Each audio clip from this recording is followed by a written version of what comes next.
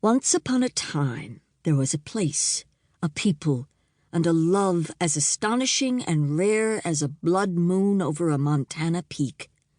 I, Mary Mollie Catherine Fitzgibbon Sheehan, was forced to leave that place and love behind in 1869, complying with my father's wishes without understanding why.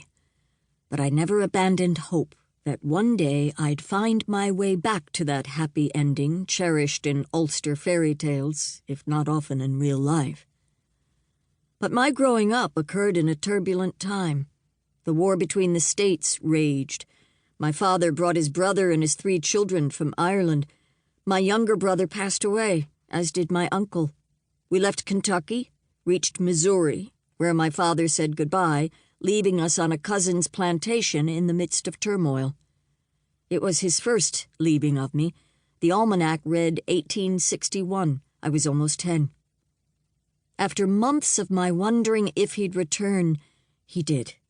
Within days, we left again, heading toward the gold-rush gulches of Colorado, my feelings mixed, leaving cousins behind.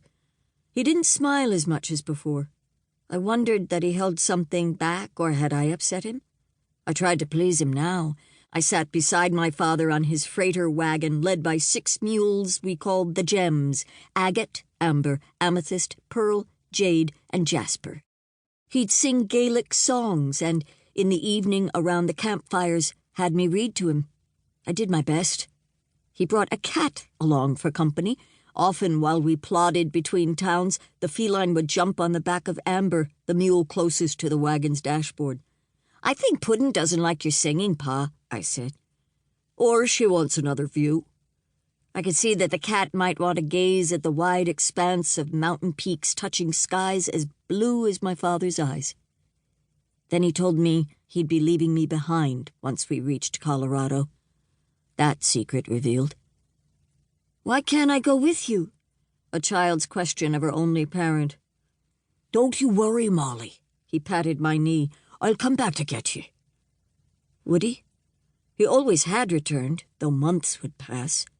Months filled with my wondering if he had found another child to love. Our reunions were tainted that way, my feeling orphaned even with him beside me as he was now. The wagon rattled down a ravine, then up the other side toward a cluster of buildings in the shadow of mountain peaks. My father, James Sheehan, was literate, did not drink, and was quick with numbers rumbling in his head. He was an honest man, though being Irish he wasn't always assumed to be so. He wasn't a big man in Western country where physical bigness carried power beyond intelligence. He couldn't afford to be hunched over or broken further by his grief. I knew that grieving effort. I had little memory of my mother except for a sweet voice, a set of Irish linens, and a square of Irish lace she'd worked on that I kept in a precious box, and a green parasol with black fringe.